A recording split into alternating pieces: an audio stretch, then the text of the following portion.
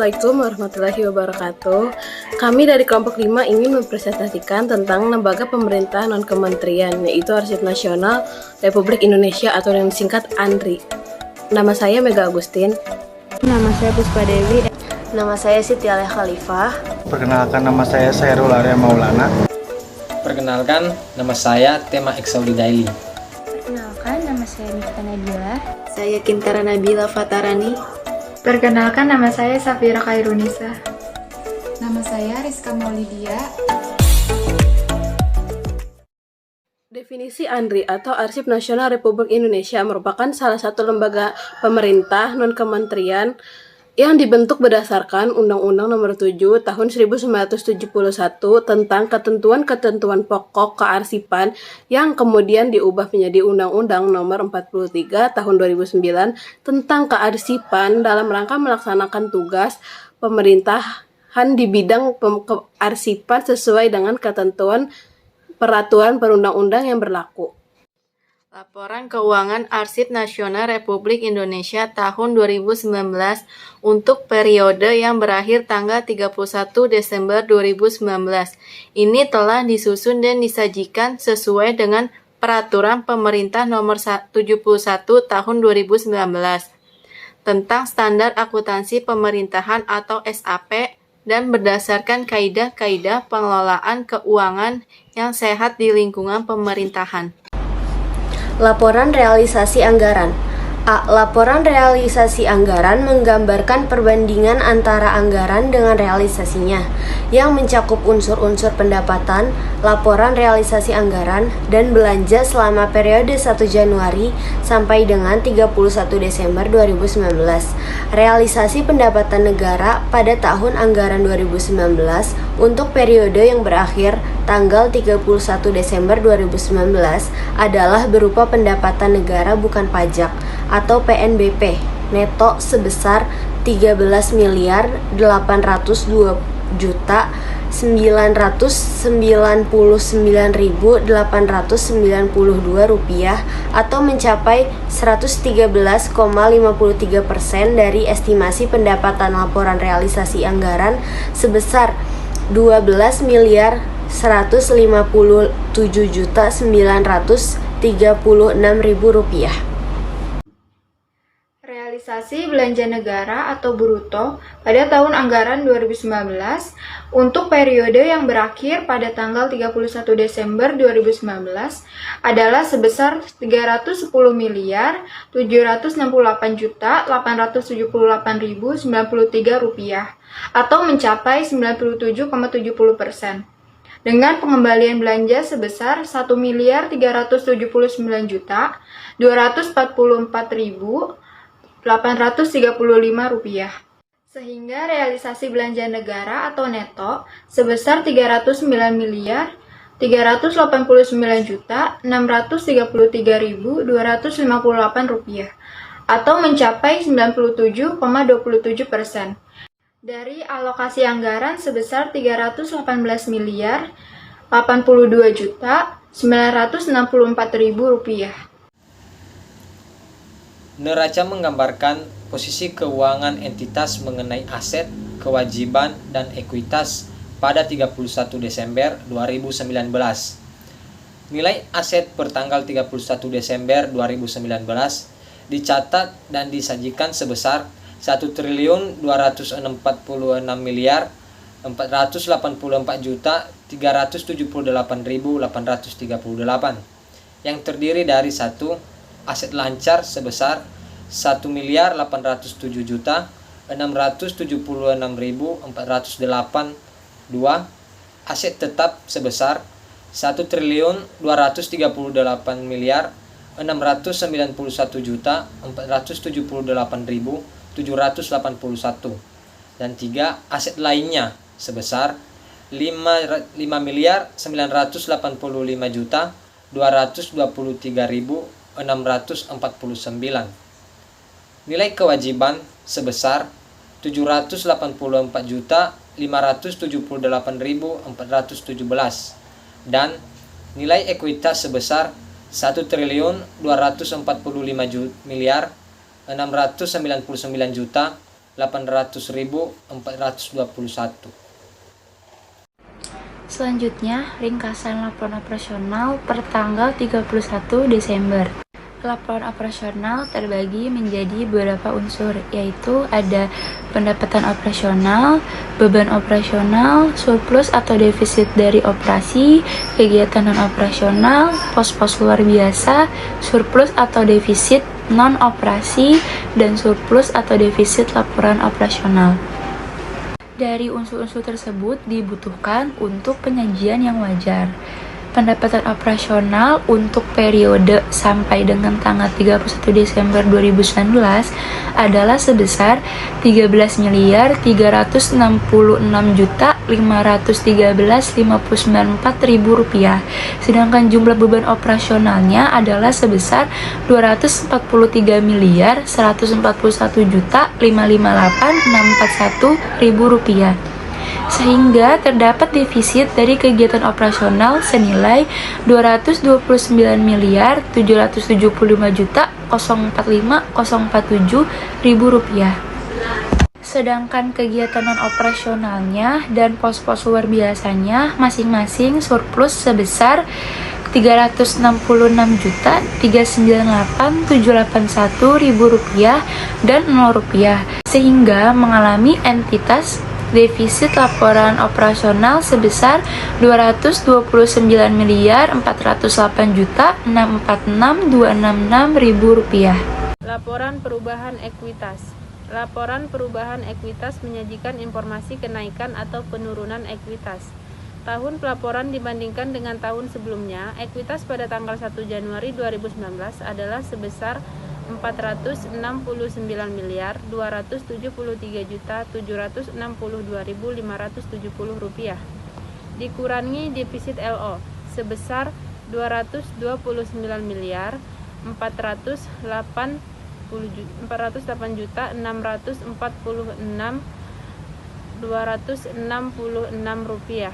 Kemudian ditambah dengan dampak kumulatif perubahan kebijakan akuntansi atau kesalahan mendasar senilai Rp0, koreksi yang menambah atau mengurangi ekuitas sebesar Rp710.248.050.751, ditambah transaksi antar entitas sebesar Rp295.583.633.366, sehingga ekuitas entitas pada tanggal 31 Desember 2019 adalah senilai Rp1.249.821.421.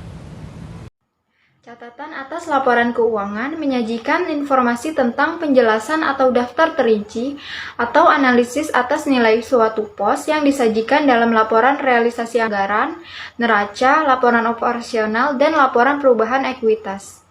Catatan atas laporan keuangan adalah penyajian informasi yang diharuskan dan dianjurkan oleh standar akuntansi pemerintah, serta pengungkapan-pengungkapan lainnya yang diperlukan untuk penyajian yang wajar atas laporan keuangan. Dalam penyajian laporan realisasi anggaran untuk periode yang berakhir sampai dengan tanggal 31 Desember 2019 disusun dan disajikan berdasarkan basis kas. Sedangkan neraca, laporan operasional, dan laporan perubahan ekuitas untuk tahun 2019 disusun dan disajikan dengan basis akrual. Selanjutnya, dari sektor swasta, kami membahas laporan keuangan dari Yayasan Pondok Pesantren As-Salam. Proses pencatatan transaksi keuangan yang dilakukan pondok pesantren tidak mengacu pada pedoman ataupun acuan tertentu. Berdasarkan peraturan PSAK yang berlaku, pencatatan keuangan yang harus dilihat adalah pengakuan dan pengukuran. Pengakuan harus berdasarkan tanggal transaksi, sedangkan pengukuran dilihat dari seberapa banyak dana yang diterima maupun dana yang dikeluarkan. Selanjutnya, laporan posisi keuangan, yaitu berupa aset, kas dan setara kas yang disajikan dalam laporan posisi keuangan merupakan jumlah dari aset bersih pada setiap akhir tahun. Aset pondok pesantren hanya terdiri dari kas dan setara kas karena pondok pesantren tidak memiliki piutang dan persediaan. Sedangkan untuk aset tetap dan perlengkapan tidak dicatat karena hanya dicatat sebagai inventaris sehingga tidak diketahui nilai buku dari aset tetap dan perlengkapannya.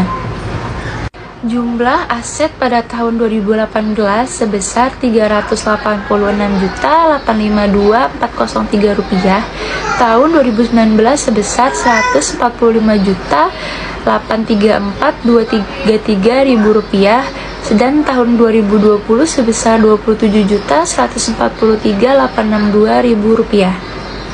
Sedangkan untuk liabilitas dan aset netonya, pondok pesantren tidak memiliki saldo kewajiban pada akhir tahun karena telah melunasi semua kewajibannya sebelum tanggal 31 Desember. Untuk aset bersih tidak terikat, merupakan hasil perhitungan jumlah pendapatan tidak terikat dikurangi jumlah beban dan pengeluaran. Untuk aset bersih terikat temporer adalah saldo akhir yang merupakan hasil dari perhitungan sumbangan terikat dikurangi dengan penggunaannya selama periode. Perhitungannya disajikan dalam catatan atas laporan keuangan.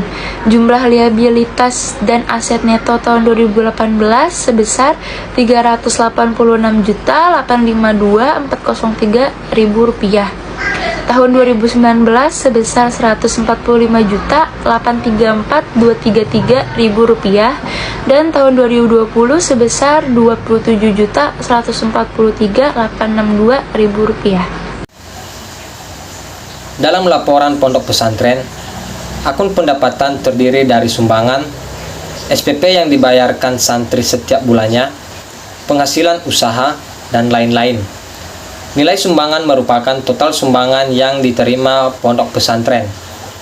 SPP merupakan jumlah SPP selama periode setahun yang diterima pondok pesantren.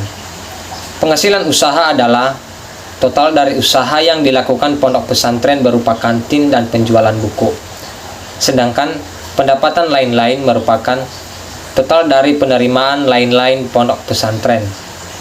Jumlah pendapatan pada tahun 2018 sebesar Rp2.452.141.823. Tahun 2019 sebesar Rp2.813.731 dan tahun 2020 sebesar Rp2.601.236.500. Laporan arus kas. Laporan arus kas dari aktivasi operasi komponen yang disajikan dalam aktivasi operasi merupakan penambahan dan pengurangan arus kas yang terjadi terkait dengan aktivasi operasional dari pondok pesantren. Arus kas dari aktivasi investasi yang termasuk dalam arus kas ini adalah semua penerimaan dan pengeluaran pondok pesantren yang terkait dengan investasi pondok pesantren. Pada pondok pesantren hanya terjadi pengeluaran berupa pembelian peralatan. Arus kas dari aktivasi pendanaan, komponen yang termasuk dalam aktivasi pendanaan adalah pembayaran kewajiban tahunan, jumlah kas dan setara kas akhir tahun 2018 yaitu Rp388.852.403. Tahun 2019 Rp145.834.233. Di tahun 2020 Rp24.143.862. Catatan atas laporan keuangan. Catatan A. Pondok Pesantren As-Salam Manado tidak menyajikan sumbangan terikat yang diberikan pada pihak lain. Pondok pesantren hanya menerima sumbangan tidak terikat yang berasal dari pemberi sumber daya yang tidak mengharapkan pembayaran kembali. Sedangkan dana terikat berasal dari dana sosial yang dikumpulkan karyawan yang nantinya akan digunakan jika karyawan mengalami sakit ataupun kedukaan. Catatan B. Aset neto tidak terikat merupakan Hasil dari seluruh pendapatan dikurangi seluruh beban dan kewajiban. Jumlah aset neto tidak terikat pada tahun 2018 sama dengan Rp350.656.257.000. Tahun 2019 sama dengan Rp144.535.233.000. Tahun 2020 sama dengan Rp26.282.362.000. Jumlah aset neto terikat temporer pada tahun 2018 sama dengan Rp4.000.000, tahun 2019 Rp280.000, dan tahun 2020 sama dengan Rp925.000. Laporan sumber dan penggunaan dana kebajikan. Sumber dana kebajikan, komponen yang termasuk dalam sumber dana kebajikan adalah dana yang diterima oleh pondok pesantren berupa infak, sedekah, wakaf, serta dana sosial. Jumlah sumber dana kebajikan pada tahun 2018 yaitu Rp31.741.000, pada tahun 2019 Rp64.195.500, di tahun 2020 Rp5.149.000. Saldo akhir pada tahun 2018 yaitu Rp578.000, di tahun 2019 Rp3.861.800, di tahun 2020 Rp453.100. Penggunaan dana kebajikan. Penggunaan dana kebajikan merupakan pengeluaran yang dilakukan terkait dengan dana kebajikan yang diterima seperti dana sosial dan penggunaan lain-lain untuk kepentingan umum pondok pesantren. Perbedaan laporan keuangan akuntansi sektor publik dan sektor swasta. Laporan keuangan sektor publik berfokus pada finansial dan politik, berfokus pada bagian organisasi, melihat ke masa depan dengan secara detail, kinerja diukur secara finansial dan non-finansial, mempertanggungjawabkan kepada parlemen dan masyarakat luas, laporan diperiksa oleh Treasury, peraturan pelaporan ditentukan oleh Departemen Keuangan, cash accounting. Laporan keuangan sektor swasta berfokus pada finansial, berfokus pada organisasi secara keseluruhan, tidak dapat melihat masa depan secara detail, sebagian besar kinerja diukur secara finansial, mempertanggungjawabkan kepada pemegang saham dan kreditur, laporan keuangan diperiksa oleh auditor independen, peraturan pelaporan ditentukan oleh Undang-Undang Standar Akuntansi Pasar Modal dan Praktik Akuntansi Aktuarial Accounting. Sekian presentasi dari kelompok kami, kurang lebihnya mohon maaf. Wassalamualaikum warahmatullahi wabarakatuh.